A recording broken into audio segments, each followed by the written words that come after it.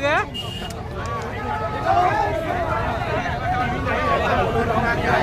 धनगरांचा निषेध असो.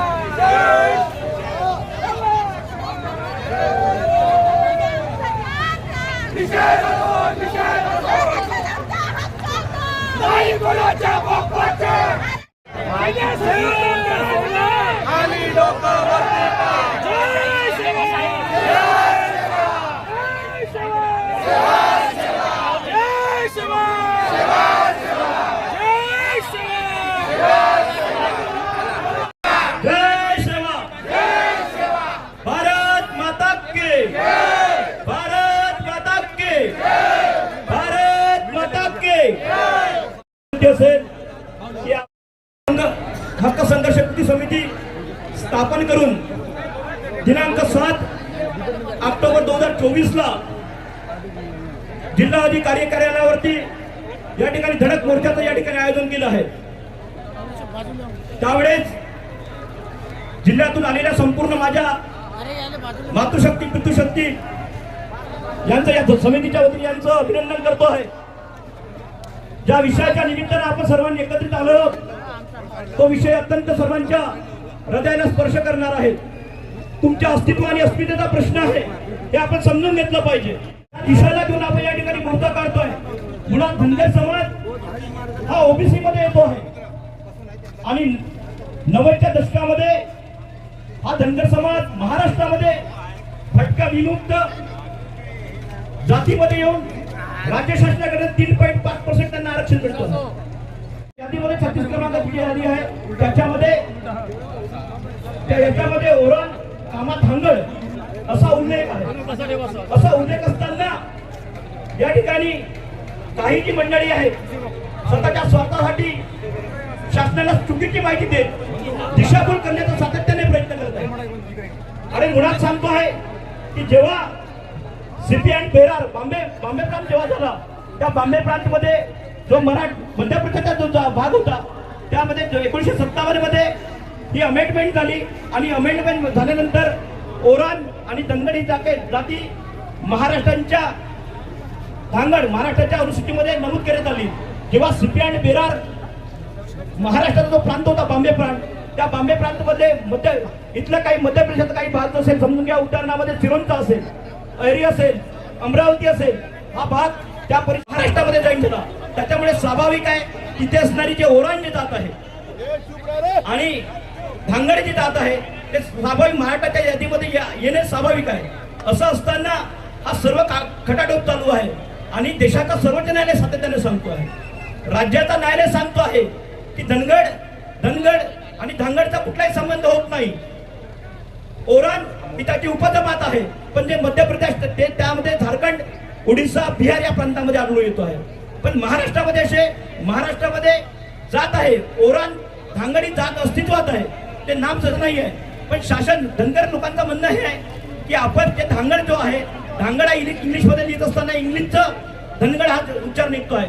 पण त्यांना असं वाटते की धांगड तिसरे कोणी नसून आम्हीच आहोत असं शासनाकडे आग्रह करतात.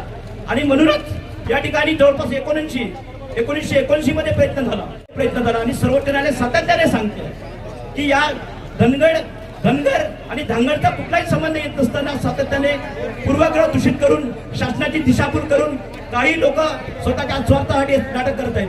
आणि म्हणूनच देशाच्या सर्वोच्च न्यायालयाने निकाल दिला, बॉम्बे हायकोर्टाने निकाल दिला 16 फेब्रुवारी 2024 चा निकाल दिला की धनगर हे वेगळे एकत्र यांचा कोणता साम्य तुडत नाही.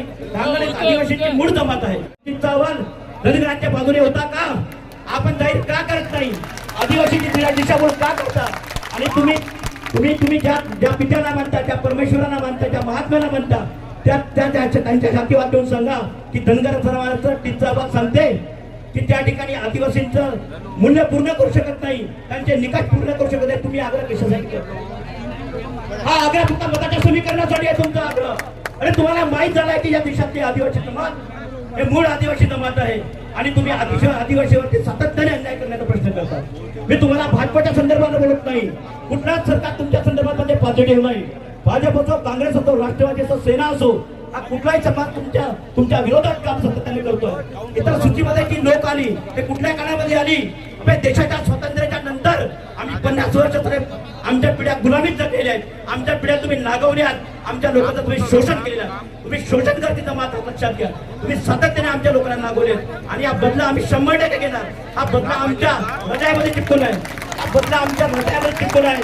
आणि जरी आमचे जे भारगाव जे आमदार आहेत या ठिकाणी नरवरी जिल्हा साहेबांचा या ठिकाणी मी उल्लेख करीन की साहेबांनी या वयामध्ये मंत्र्यांच्या उडीमधून उडी मारून आदिवासींची अस्मिता जपण्याचं काम केलं आहे. मी देवरा होळीला प्रश्न विचारतो, देवरा होळीजी, कृष्णाजी गटवेजी, तुम्ही कुठे गेले? तुम्ही कुठे गेले? तुम्ही आदिवासींच्या आरक्षणामधून निर्मिती झाली तुमची आणि ज्या समुदायात तुम्ही झाले त्या समुदायाविषयी तुम्ही बोलत नाही. तुमचा धिक्कार करतो आणि तुमच्यामुळे आमच्या येणाऱ्या पिढ्या खऱ्या पंग होत आहेत. तुम्ही जबाबदार. ते उद्या करून आम्ही या समाजामध्ये काम करत असताना आम्हाला आमचे लोक विचारतील, आमचे पोरं विचार की तुम्ही आमच्यासाठी काय केलं म्हणून. आम्ही काय सांगायचं त्यांना? त्यांना काय सांग? येणारी पिढी आपल्याला विचारेल तुम्ही आमच्यासाठी काय केलं. आम्ही सांगतो बसतो, आम्ही लिडर आहोत, आम्ही समाजाचे नेते आहोत, कार्यकर्ते आहोत. आमचा समाज, आमचे पोरं हे अल्पशिक्षित आमचे पोरं शिकत आहेत. पण उद्या जेव्हा जागृत होते तेव्हा ते 10वीला जातील, तेव्हा ते 12वीला जातील, तेव्हा त्यांना सामाजिक जे बाबासाहेबांनी दिलेलं आहे, जे घटनेने दिलेलं आहे, ते सर्वोच्च न्यायालयात दिले ते तुम्ही का टिकू शकले नाही?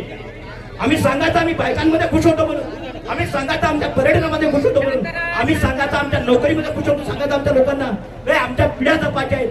आणि आमची पिढी कदाचित तुम्ही या ठिकाणी सर्व समाजाने तुमचं या ठिकाणी बहुसंख्येच्या तुमचं अभिनंदन करतो. मात्र हा मोर्चा तुमच्या आमच्या अस्तित्वाचा, तुमच्या आमच्या कल्याणाचा, तुमच्या आमच्या ताकद आहे आणि सर्वांनी समजून घेतलं पाहिजे.